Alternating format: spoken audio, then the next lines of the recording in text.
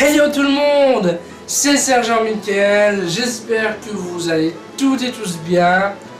Et on se retrouve aujourd'hui pour un nouvel épisode de Parlons Gaming. Donc oui, un nouvel épisode de Parlons Gaming. Cette série où à chaque vidéo, nous parlons d'un jeu vidéo que j'apprécie ou que j'ai apprécié. Car oui, tous les jeux vidéo que je vous ai présentés dans cette série, c'est pas forcément des jeux auxquels je joue toujours. Mais c'est souvent des jeux, c'est toujours des jeux que j'ai appréciés. Ou si c'est des jeux un peu plus récents, c'est des jeux que j'apprécie. Donc soit c'est du passé, soit c'est du présent. Donc aujourd'hui on se retrouve du coup pour un nouveau jeu. Et aujourd'hui on va parler de Pokémon Ranger 2 Nuit sur Almia. Donc Almia qui est le nom de la région du coup dans ce jeu tout simplement. Alors comme à chaque épisode je vais vous lister différents points en vous donnant des points négatifs, des points positifs comme j'ai pu faire dans certains épisodes précédents. On va commencer par les graphismes. Alors les graphismes de ce jeu, ils restent assez bien dans la tradition de la licence Pokémon, c'est-à-dire c'est un jeu sur DS, du coup c'est quand même beaucoup plus de la 2D que de la 3D, mais ça reste assez coloré, ça garde l'esprit attendrissant. Néanmoins, ce qu'on peut noter, c'est que les décors sont beaucoup plus variés que dans le premier Pokémon Ranger. Les décors sont vraiment plus variés et c'est beaucoup plus clair. La présentation c'est plus clair, on comprend directement ce qui est dit et ce qui est pensé et directement ce qu'il faut faire en fait. Ça nous amène au point suivant. Le point suivant qui est la jouabilité. Alors au niveau de la jouabilité, l'interface est assez pratique. D'ailleurs c'est un jeu qui se joue majoritairement avec le stylet en majorité. Donc le fait que ce soit un jeu au stylet, ça s'intègre parfaitement au gameplay. Dans ce jeu, il y a différentes phases de capture pour capturer les Pokémon, même si bon, dans Pokémon Ranger, on ne les capture pas vraiment. C'est-à-dire qu'on les obtient pendant un moment dans l'aventure, si on en a besoin pour casser des rochers, ouvrir une porte, recharger quelque chose. Bref, les Pokémon, dans ce jeu, ce ne sont pas comme dans les jeux classiques, c'est pas des Pokémon qu'on va utiliser pour combattre clairement. On capture les Pokémon momentanément pour accomplir des objectifs. C'est-à-dire, imaginons, je ne sais pas, dans le jeu, on est bloqué, il faut péter une porte. Ben, tu vas prendre un Pokémon qui est capable de péter une porte, par exemple. Si tu as besoin de recharger ton capstick, le capstick, c'est l'appareil en fait qui sert à capturer les Pokémon. Et ben, il faut le recharger parce que c'est électrique. Et ben, à ce moment-là, on capture un Pokémon électrique éventuellement pour le recharger, etc., etc. Mais ça, vous verrez bien ça si vous décidez de jouer au jeu, vous comprendrez ce que je veux dire. Donc voilà, les phases de capture fonctionnent assez bien également.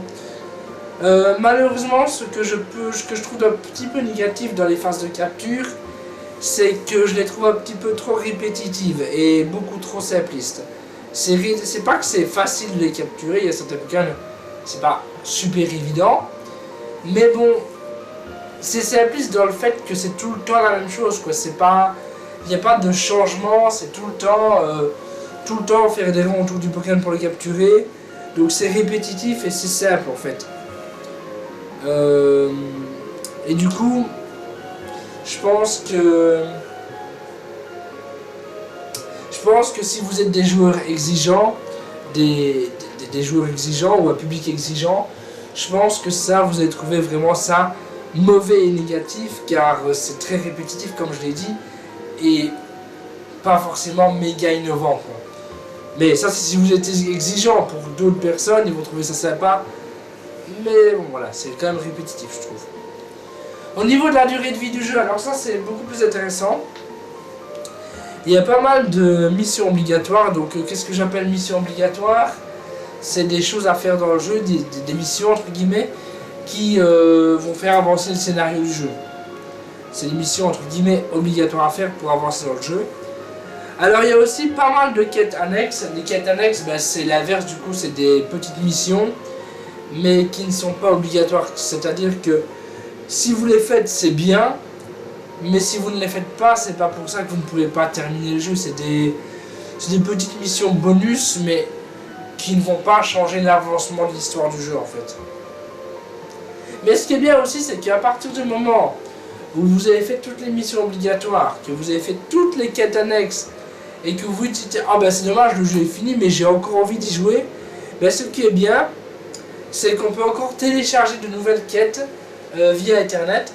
Alors là, il faut savoir que pour ce jeu là, on est en 2008 à peu près.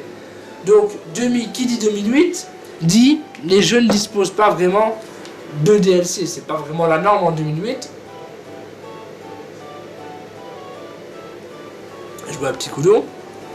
Je disais, autrement dit, en 2008, avoir un DLC, ça n'existe pas. Je pense même pas qu'il y avait des jeux qui existaient réellement avec des DLC. Mais là, dans ce jeu-là, on peut télécharger certaines quêtes en plus, certaines missions en plus via Internet. Donc, c'est un genre de DLC si on veut, mais avant l'heure. Et du coup, je trouve vraiment ça super, mais vraiment super intéressant. Et même si vous ne téléchargez pas cette quête annexe via internet, le jeu dispose de 270 Pokémon qui sont présents dans le jeu, que vous pouvez enregistrer dans votre... je sais plus comment ça s'appelle, c'est pas un Pokédex, mais c'est un genre de truc dans le même style. Et du coup, voilà, avec 270 Pokémon dans le jeu, à collectionner dans votre genre de Pokédex, je pense que vous aurez de quoi vous occuper un certain temps. Donc ouais, la durée du jeu n'est vraiment pas mal. Entre les missions obligatoires pour l'aventure principale, les quêtes annexes que vous pouvez faire pendant l'aventure principale ou sous forme de post-game, les quêtes que vous pouvez télécharger et les Pokémon à collectionner, je pense que le jeu dispose d'une durée d'heure, une durée de vie assez intéressante réellement. Alors on passe au point suivant. Au niveau de la bande son, il n'y a pas grand chose à dire dessus. Le cri des différents Pokémon, c'est toujours des cris aussi intéressants que dans les autres jeux, des cris mignons, des cris un peu plus, pas effrayants, mais un peu plus vénères quoi, en fonction des différents Pokémon. Les musiques sont quant à elles assez simples, assez naïves, mais c'est des musiques qui sont assez efficaces pour l'aventure qu'on vit. Elles illustrent parfaitement le jeu et toute l'aventure principale. Donc c'est des musiques qui... c'est pas forcément les meilleures musiques du monde de Pokémon ou de jeux vidéo, mais c'est des musiques qui collent bien à l'ambiance du jeu et aux différents moments, aux différentes phases de jeu. C'est pas excellent, mais ça colle pour les jeux, ça colle bien à Pokémon Ranger. Alors au niveau du scénario de ce Pokémon Ranger 2, c'est un scénario qui est, disons, destiné vraiment à attirer l'attention des joueurs les plus jeunes, donc des enfants. Donc c'est pour ça qu'après, du coup, c'est un scénario qui est très très simple, très très basique, c'est pas un scénario très très profond, c'est vraiment un scénario qui n'est pas des plus complexes. Mais pour autant, même si le scénario n'est pas fou, c'est quand même un scénario qui dispose d'assez bien d'humour, il y a des phases assez drôles, et je trouve ça sympathique du coup. Voilà, le scénario n'est pas fou, mais il est quand même assez comique, assez drôle à certains moments. Alors du coup, pour conclure, qu'est-ce que je pense de ce Pokémon Ranger 2 Nuit sur Almia? Alors je le trouve malheureusement trop pauvre en nouveautés en fait. Quand on joue, quand on compare au gameplay du premier et au gameplay du numéro 2, je trouve que malheureusement il n'y a pas assez de nouveautés. Nuit sur Almia, c'est un jeu qui m'a déçu. Comparé au premier, c'est un jeu qui m'a déçu, et je pense que c'est un jeu qui est capable malheureusement de décevoir ceux qui auraient adoré le premier. Mais attention, ce que je dis là c'est négatif, mais c'est quand même un jeu que j'ai apprécié, car même s'il y a ces petits côtés négatifs, l'univers est quand même assez attachant, l'univers de Pokémon Ranger 2 est quand même assez attachant. Le jeu est très accessible aussi, même si tu n'as pas joué au premier. Hein. C'est un jeu qui a quand même, à l'époque de sa sortie sur DS, c'est un jeu qui a quand même énormément bien marché. Même si le premier a bien marché aussi, le deuxième, même si certains ont été déçus, c'est un jeu qui a bien marché aussi, comparé au troisième, mais ça on y reviendra peut-être dans un futur épisode. Et du coup oui, donc c'est un jeu qui a été mis entre les mains de nombreux jeunes joueurs, car c'est un jeu qui est assez axé pour les enfants, même si vous pouvez y jouer à tous les âges, hein, mais il est assez axé pour les jeunes, même si un jeune ne va pas forcément avoir ultra facile à le finir, parce que vers la fin, il y a des phases de capture qui sont assez hardcore, mais oui, du coup, voilà, entre les mains de certains joueurs, le jeu a été mis, et ces gens apprécient bien évidemment le jeu, et je pense que c'est aussi un jeu qui sera apprécié par les fans de la licence Pokémon, tout simplement. Parce que bon, la plupart des gens qui jouent à des jeux Pokémon, c'est souvent les jeux de la série principale. Ce qui est une bonne chose. Je bois un petit bout d'eau.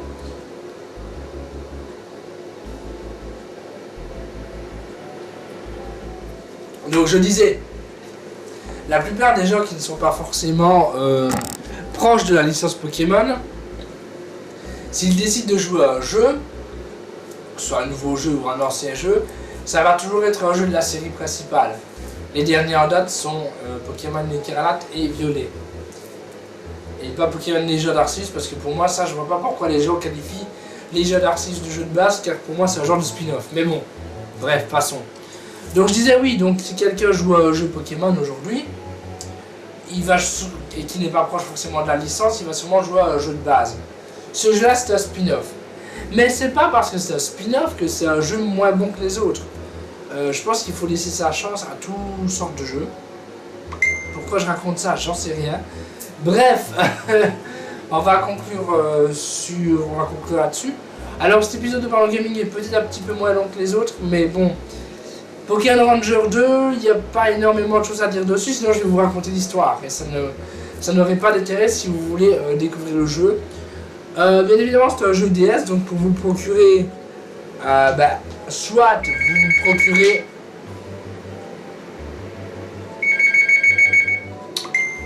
on va attendre que le téléphone arrête de sonner, d'accord? On fait comme ça, on fait comme ça. On fait comme ça, attendez, ça va s'arrêter. C'est pas un appel très important.